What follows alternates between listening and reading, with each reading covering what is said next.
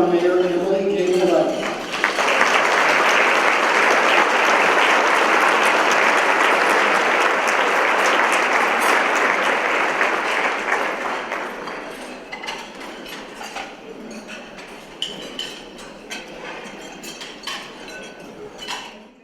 As is tradition, each fall, the city mayor delivers the state of the city, and I'm very honored to do so this year. And I appreciate the comment about wearing red. Yes, Boston. Before I begin, though, I want to introduce my colleagues on the council who, working with our dedicated city staff, commit their time and talent to developing the policies to keep our great city moving forward in a stable and reliable direction. Vice Mayor David Gordon, Councilmember Jess Talamantes, and Councilmember Bob Frutos.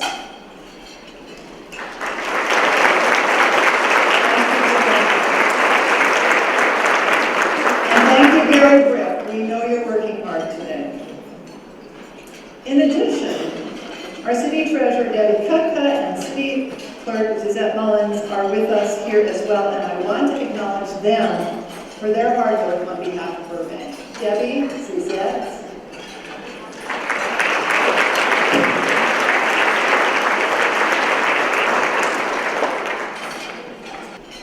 As we know, the state of the city is an opportunity for the mayor, on behalf of the council, to report back to you, the community, on progress being made in responding to challenges and opportunities that we encounter. And as such, it is an important moment to take stock of how well we are meeting the goal of delivering the services and formulating the policies that will build Burbank's reputation as the best city in the state of California for business and for residents. My report to you today is mostly about the financial strength of our city. However, it is because of good financial health that we maintain a strong quality of life for our residents through our services, through the assistance of our nonprofits, through the advantages we have with an incredibly unified school district. One of the most important requirements is our democratic system and transparency in government. And while we can stay abreast of issues affecting the city by attending our council meetings or watching the broadcast, today's chamber-sponsored event is an important reminder that it is our obligation as elected officials to report back to you and to every resident of Burbank. I applaud the Chamber for hosting this event and would remind everyone here today that, like the council meetings, this event will be broadcast on the Burbank channel. That's Channel 6 on Charter Cable and Channel 99 on AT&T Uverse. And in addition, you can always see the replays by watching on demand on the city's website at burbankca.gov. Over the years, we've seen various states of the city, and they've followed various kinds of formats. Some of them use PowerPoint, some have used video, some have used an interview program. I'm going to do a three-part presentation today. First, opening remarks on the state of the city. Second, a video answering questions that you asked me about issues in the community of Burbank. And then finally, I'm going to close this afternoon with an opportunity for me to ask you some questions. This format is creatively unorthodox, but I believe it will be very informative. And I do promise to keep this entire presentation under 2 hours and 30 minutes. So check that, 30 minutes. So let's get started. A lot has happened in the last 12 months since the last annual address. 1 year ago, the leadership in our city was in transition, and to some people that appeared very unsettling.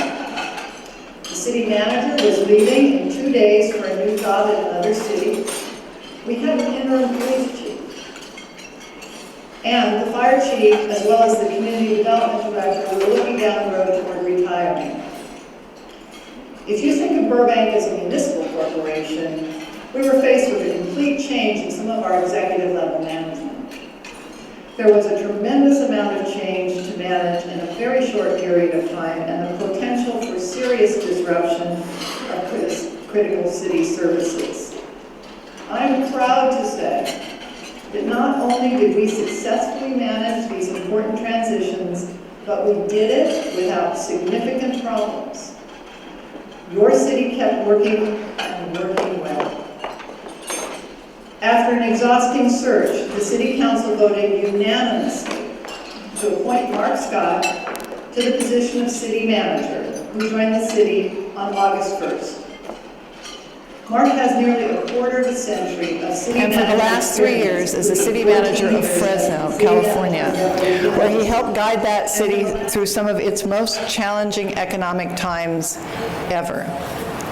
Happily for Mark and for us, he won't face any of those problems in Burbank, but I am confident that Burbank will benefit from his experience and from having a fresh perspective on Burbank's issues.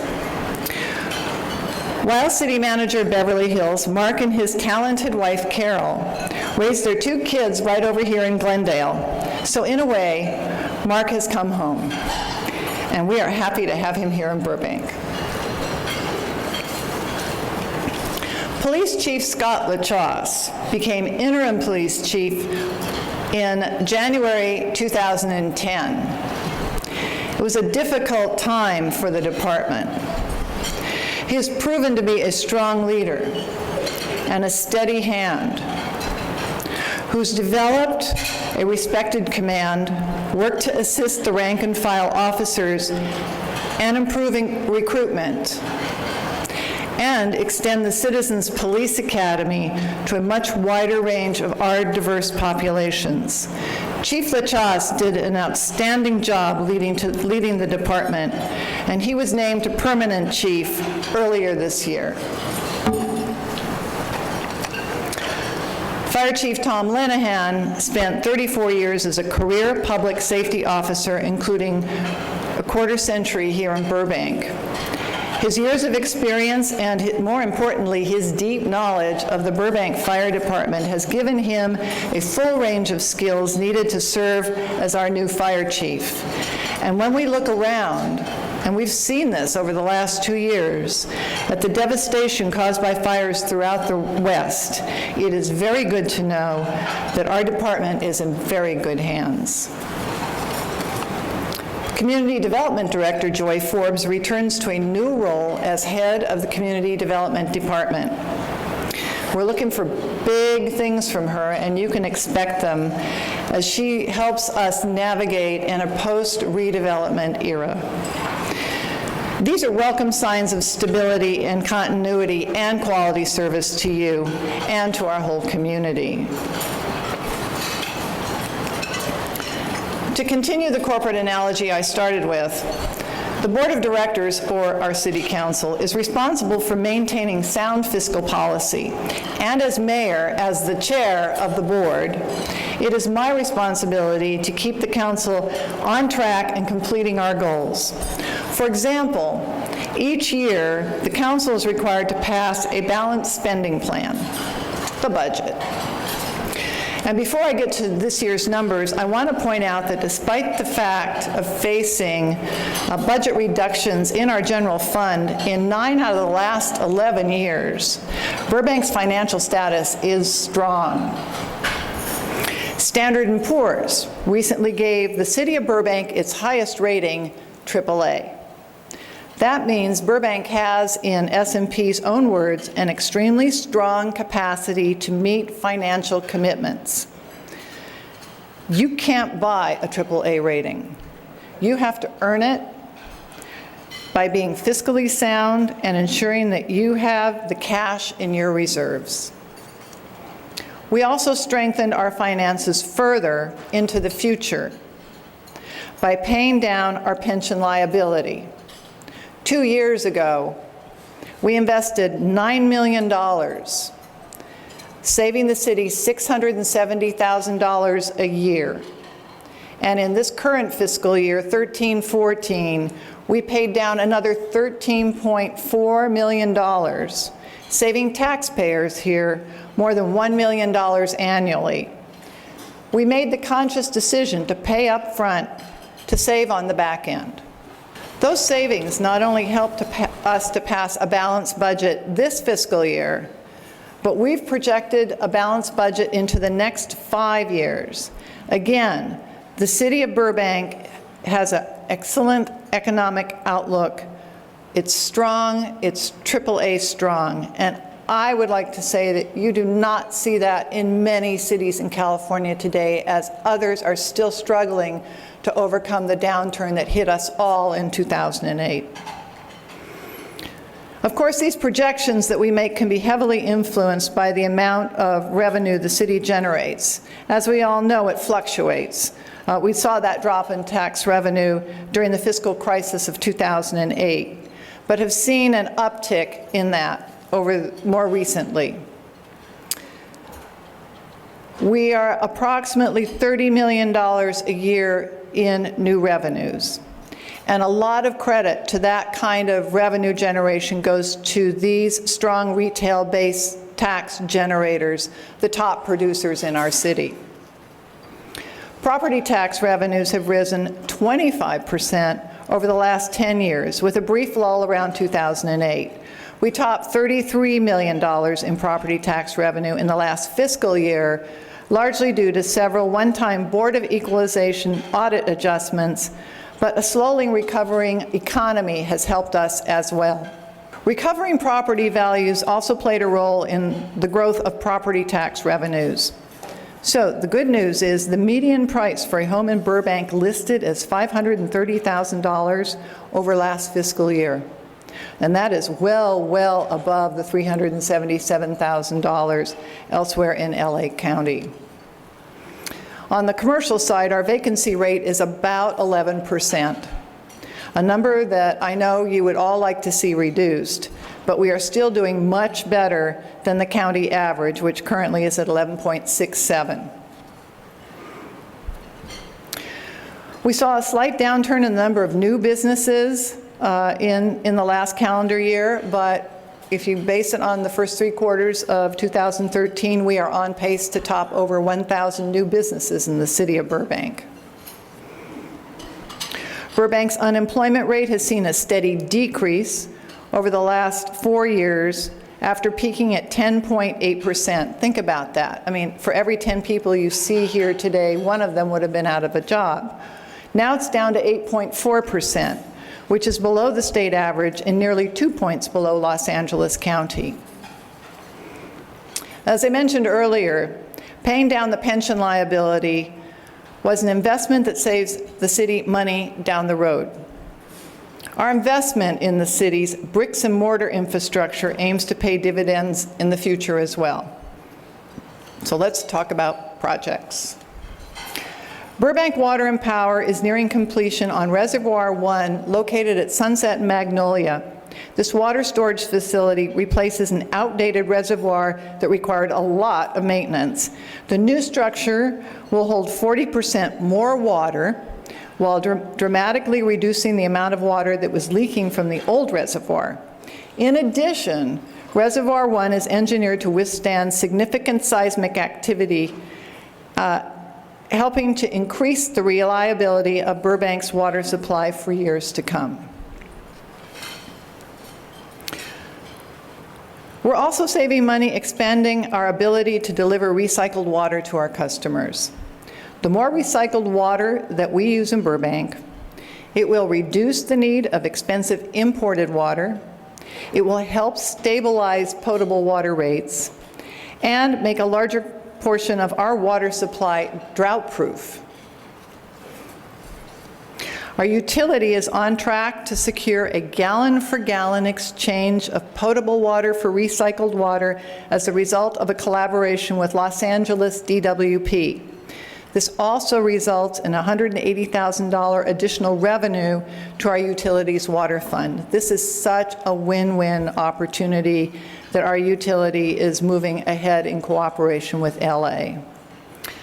I just say as a post note here, if you think your business may be a candidate for recycled water, be sure to contact BWP to see if you are eligible.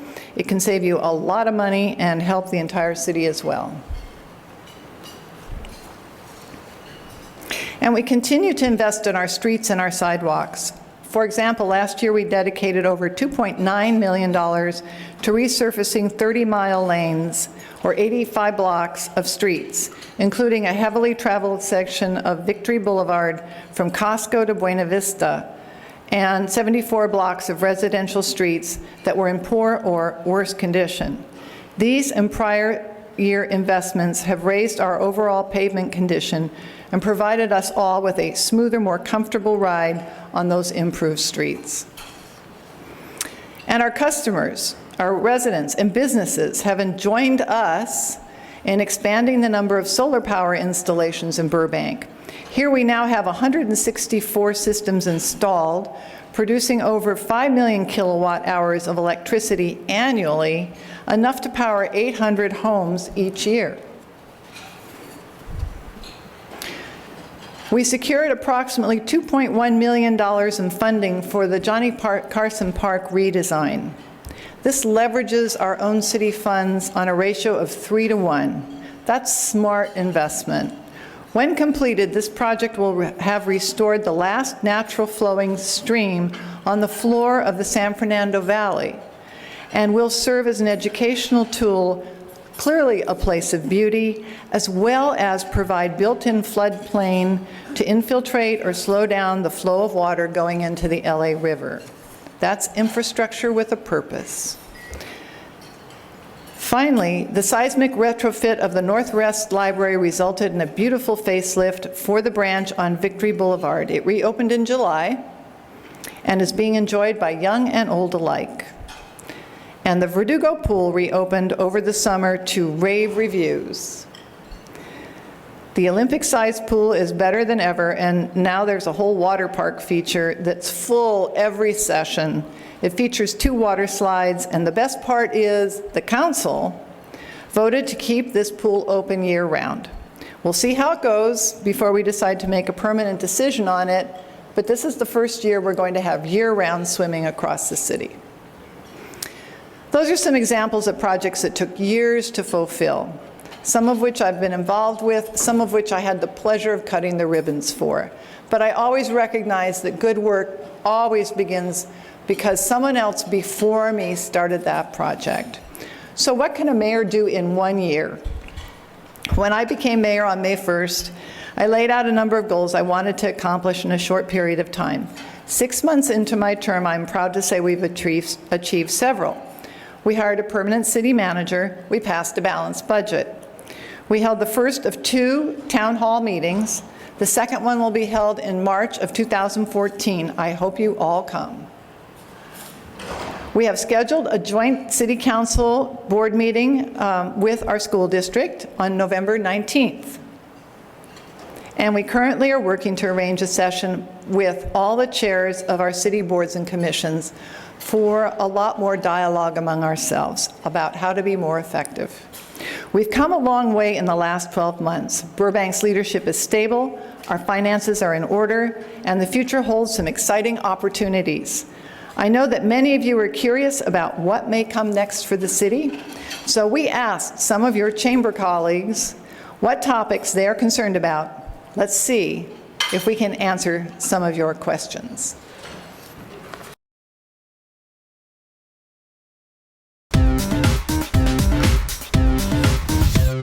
Hi, I'm Lee Walkner. I'm one of the owners here at Counterintuity. We've been proud, happy Burbank Chamber members for 9 years and very happy to be doing business here in the city of Burbank. What I'm concerned about is this I-5 project going on to the right of me right now in front of my business and many others. The impacts on business and on traffic here in Burbank could be great. What efforts will the city be taking to help mitigate these impacts? Caltrans I-5 interchange project is intended to relieve freeway congestion in Burbank. In addition to creating a new commuter lane, the multi-year project will lead to improved access to the Empire Center and Burbank Bob Hope Airport. This 4-year endeavor is a complex project requiring several steps. At this point, the first and most visible phase has been the relocation of several utilities around Victory Place and Empire Avenue.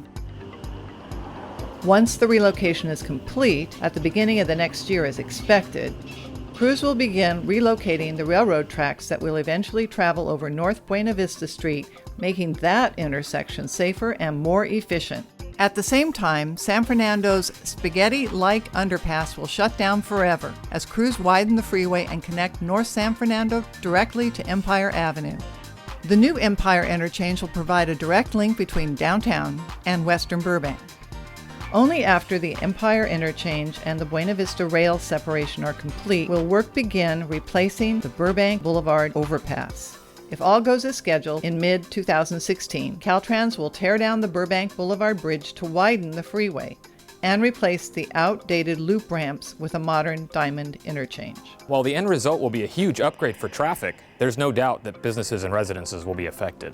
Deputy City Planner David Kriske is the city's point person in dealing with Caltrans. While the overall project is the state agency's responsibility, there are a number of measures the city has taken to reduce the impact. First, city crews have been improving surface streets and traffic signals along routes that will experience an increase in traffic. Second, the city's state-of-the-art traffic control center will synchronize our traffic lights and allow the city to better respond to traffic congestion during construction.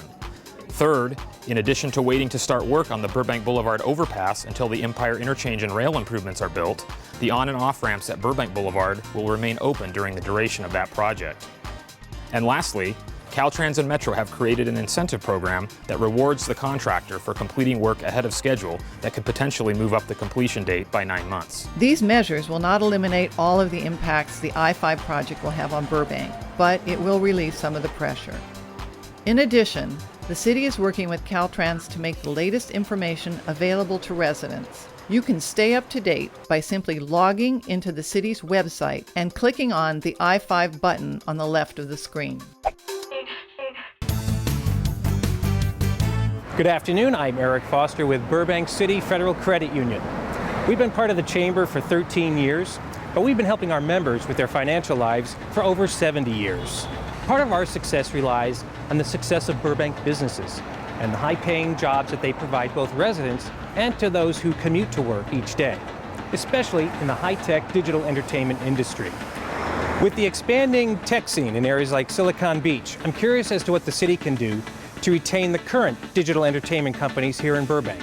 Some folks have dubbed Santa Monica as Silicon Beach, but it's Burbank that's known as the media capital of the world. While a few startups have tried to make their mark on the west side, Los Angeles County's largest concentration of movie studios and entertainment companies can still be found right here in Burbank. In addition, more than 900 post-production houses, high-tech companies, and startups are providing jobs for a workforce made up of entrepreneurial, creative, and technical talent. Members of the City Economic Development Team do not take Burbank's history of achievement for granted. They aggressively market the city to retain businesses and seek out new companies to share in that success. Burbank has evolved into a premier business destination with a progressive tax policy that encourages growth and prosperity. For example, Burbank has developed a simple and competitive tax structure that has no city income tax or gross receipts tax. In addition, we have a streamlined one-stop permitting process which can reduce processing time by more than 30%. And Burbank's high-speed internet fiber optic service, One Burbank, is changing how some media companies are doing business. You see these connections? They are all operating at the speed of light. As a comparison, One Burbank circuits provide network speeds up to 10,000 times faster than DSL. John Cassidy oversees Burbank Water and Power's fiber network, which was built to improve communications technology for the control of the utility and to support the smart grid network. We had fiber that was essentially dark, going unused.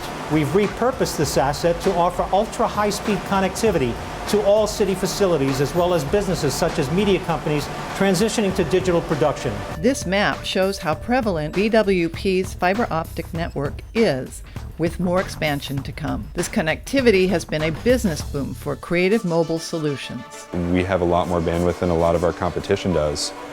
So at this point, it's a selling point and it drives business to us. One Burbank is just one element of Burbank's ability to attract businesses. The city's strong base of large media companies has attracted smaller companies who provide them with services. These high-tech companies, combined with a unique nexus of transportation options, have resulted in the emergence of nearly 63,000 information-related jobs. And these 63,000 information-related jobs may be just the beginning. Burbank is on the cusp of a perfect storm that could drive up that number even more. Which leads us to the third and final question. Hello, I'm Mike Thomas, owner of MT Commercial Cleaning Services based in Burbank. I've been a member of the Burbank Chamber of Commerce for 12 years. I would like to know the status of the new airport terminal and any possible commercial development in that area. The Burbank Bob Hope Airport Terminal has served the public well, but after 80 years of service, airport management says it's time to replace the aging facility. The current terminal building is outdated. Parts of the terminal are as old as 83 years old. That said, they don't meet the current earthquake design standards, and they also do not meet the FAA design standards for safety from the distance from the runway. The Airport Authority is proposing a replacement terminal that would maintain the current number of 14 gates, yet feature all the amenities of a modern airport. You can expect more restaurants, more shops, larger passenger waiting areas, people not having to sit on the floor anymore. Just an overall improved experience. And what we're hoping to do is to take the convenience that Burbank residents and air travelers currently enjoy and just improve upon it and make it a better experience for everyone. The proposed terminal would be located north of the current terminal in this 49-acre parcel in blue, which is a safer distance from the runways and taxiways. The parcel is large enough to also include a parking structure that could hold up to 4,000 vehicles. While the blue area must be dedicated to airport-related uses, the adjacent 58-acre parcel, here shown in red, represents an opportunity for commercial development. Our preliminary market analysis indicates that the property could probably support 2 to 3 million square feet of new commercial development. That's of course contingent upon city approval following the next year of environmental analysis and community input. Built-out cities rarely have undeveloped land of this size. Burbank has already proven to attract high-tech businesses. BWP's high-speed fiber runs right next to the airport. And what makes this site truly exceptional is its prime location to existing and potential connections to ground transportation. Within 1 mile of the airport, the 5 serves as a major north-south corridor. And while just to the south, travelers use the 134 to head east or west. Moreover, not 1, but 2 rail lines to the immediate north and south move thousands of passengers daily. And construction is well underway on the Regional Intermodal Transportation Center. The RITC will house rental car agencies, a bus terminal, and feature an elevated moving walkway. Whether from bus, car, or train to plane, the airport is poised to link to multiple modes of travel. It's important that people understand that besides requiring approval by the City Council, a new terminal would also have to be approved by a vote of the people of Burbank. That's why the city and the airport have been working together as they host a series of workshops to gather public input on the future of the airport property. The results of the ground transportation and land use study will eventually lead to a finalized plan. If all goes as scheduled, Burbank voters will get to decide on a replacement terminal via a Measure B vote by mid-2015. An improved I-5, a solid base of media and high-tech companies, and a large plot of land primed for high-tech development near a convenient transportation center. Burbank's bright future is filled with a world of opportunity. So, those are the answers to your questions. Now I'd like to take a moment and ask a couple of questions of my own. I wondered if you could tell everybody here what your impressions are of Burbank since you've been here now for 3 months. Well, thank you, Mayor, for that surprise random question.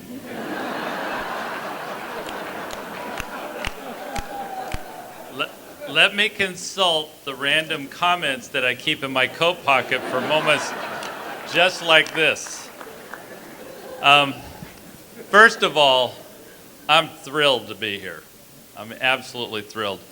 As you said earlier, I've spent the last 3.5 years in my hometown of Fresno, where I was city manager, planning director, and essentially finance director in a city the size of Sacramento. I'm happy to be here, and I've come in and found a community where I work with extremely competent staff. I get to work with the city council. While you don't always all agree, you do always respect the fact that you're working for the community. And I've been watching that with this city council now for 3 months, and I'm delighted to be part of a team that's doing that. I've made a number of observations about Burbank during this time, most of which everyone else knows. But as the new guy on the block, I would say that I've run into to people who are a very warm population, care about their community like none of the 5 cities I've been city manager in. People care about Burbank more than I've seen in any other place. And what's nice about that is Burbank seems to be a place that is welcoming to new people. And without that, it's very difficult to be successful in the world we're moving into. So I think Burbank's got that. I also learned that everyone here went to school here.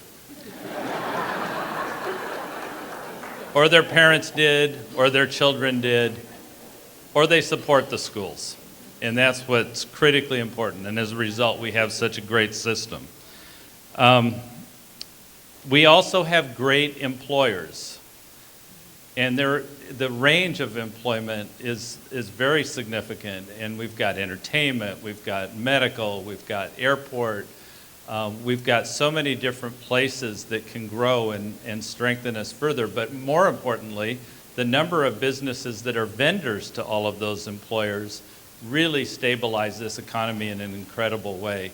Burbank still has small businesses that other places would love to have, and we have not lost that. And I do think it's part of our mission to make sure that we maintain that local small business environment as well. We're a philanthropic community. People in Burbank care about other people. The nonprofits are so strong here compared to some of the places I've been. I'm very proud to be in a community where everyone cares about everyone else. Do I sound like I'm talking at a Chamber of Commerce luncheon? Financially stable. Thank goodness. I found a city that's financially stable. A lot of work's been done by a lot of people before I got here. And it's a good thing, because when you're in an urban area in this country right now, you're going to have infrastructure issues. There's places we're a little long in the tooth, and we know that. But thanks to the financial stability, we're probably in a position to deal with that better than others in the LA basin or anywhere else. We've still got those heart and soul programs, parks and recreation, libraries, community service programs that so many communities cut in the recent past. Burbank, they're not only here, they're strong here, and that's such a strength. Basically, my feeling is that Burbank people believe in themselves and they believe in each other. And with that formula, we can go forward. We've all heard that from our residents, we're interested in progress, but we're not interested in progress at the expense of quality of life. And I think we all know at City Hall that that's our mission, to make sure that progress and quality of life go hand in hand. So I just wanted to say that when you start your career as a city manager in Beverly Hills, one of the things people say to you is, well, what do you do next? What's the pinnacle when you've started in Beverly Hills? The answer to that question, it's Burbank.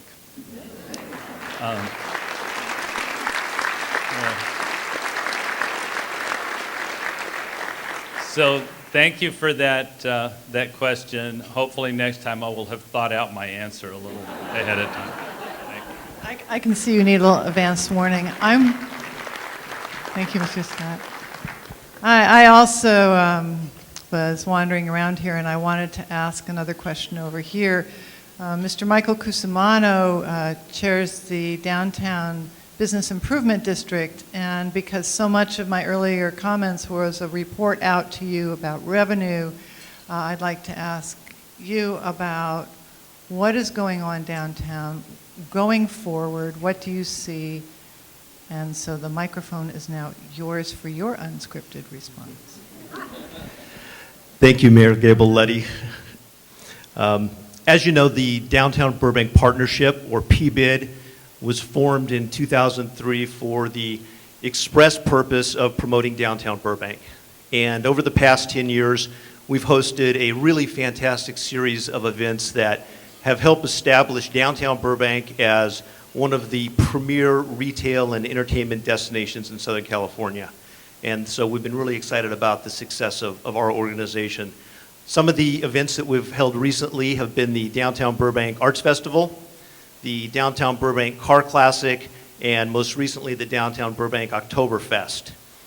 Some of the events that will be occurring in the near future will be the month-long Burbank Cheer program in downtown Burbank, and for the first time ever, we will host a holiday season ice rink in downtown Burbank, and that's something that we believe will be a big hit with both residents and visitors alike. So we're very excited about the events that we've hosted in downtown Burbank. We will continue to have great events in downtown Burbank, and as we say at the PBID, come on out and play. So, thank you. Thank you, Mr. Cusimano. I'm going to ask one more question of Carrie Brown. Carrie Brown, if you don't know her, is head of the board for Burbank's Arts for All. And arts and business do coexist well together, and one can support the other. So, Carrie, I'd like to hear more from you about what you think that intersection is, and what are the programs for Burbank Arts for All? Thank you, Mayor. I am very proud to stand here today and humbled to represent a whole lot of people in this community that support the future of this community, which are the children in this community, the children in our schools. I'm here with several members of our board of directors for Burbank Arts for All Foundation, and we work closely with our school board and our superintendent. We make it our mission to ensure that every child in the city schools, receive a quality arts education. And arts makes such a difference in terms of progress for the city and in terms of quality of life and in terms of innovation and creativity. Since 2006, our organization, and there's a lot of other nonprofits in town that do a lot, but we've been proud to give back over $200,000 in grants to the schools and to increase the arts education in the classrooms. But we just finished a grant cycle, and we're going to be announcing at the upcoming school board meeting. So tune in or come and hear some exciting news about what we're giving out this fall. But through a grant cycle, you still learn that there's so much need. There's so many opportunities to be innovative in the way we teach in the classrooms, and we're doing what we can to support that. And we invite everyone in the community to help us do that. You can do that this Friday. We have a secret art show, and you actually are one of our secret artists, along with many famous artists and celebrities and community members and students. And you can come in and with a donation get a piece of art, and you find out afterwards who made it. And so we're really excited about this event, and we have a community meeting coming up in a couple of weeks, and you can find out about all of that on our website, burbankartsforall.org. But we are doing our part to help ensure that the future of this community is ready with students who are prepared to give back to this community. Thank you. Thank you. Well, this is really a thank you to all of you for being here today. This is the end of the State of the City. There are no more parts. But I hope that you were able to see today that a successful city is a city that is richly intertwined between business and arts and a commitment to civic service, and at every step of the way providing quality of life to residents and businesses alike by the kind of commitment and passion that we hold in serving a community like ours here in Burbank. Everyone, have a wonderful day. Please continue the conversation, and as Reverend Purdy said in the beginning, continue to work, as we all do, for service above self. Good afternoon.